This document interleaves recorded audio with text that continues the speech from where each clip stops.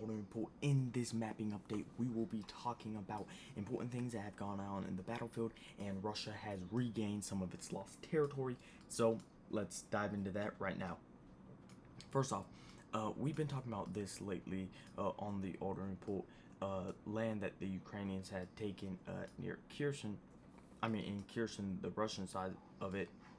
However, the Russians have done a counterattack and have taken back all this land from the Ukrainians and have pushed the Ukrainians back to the Ukrainian side of the Dnipro River. So yeah, the Russians have taken this back and the Ukrainians have lost that bridgehead.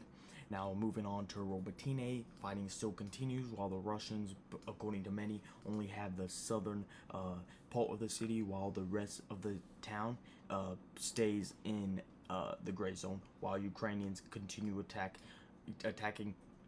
And Ukraine, I don't know if this map is updated, because Ukraine seems to have pushed the Russians out of this spot, even though it still remains a gray zone, while the Ukrainians have advanced. And this is video footage of their advance, and you can see this is per Russian military bloggers. You can see Ukrainian vehicles getting destroyed. So another advance that had a pretty high cost to it, but this has been the advances. All the Ukrainian advances have been like this ever since, like the counteroffensive.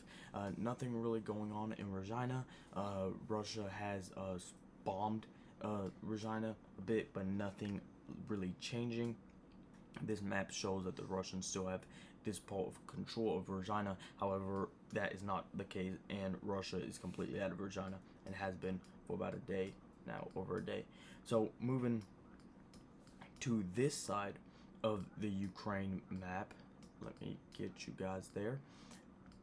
Over here in this town, Shklivka, I'm pretty sure I'm not saying that right, but this town, pro-Russian military bloggers, has been evacuated by the Ukrainians, and the Ukrainians have evacuated this town.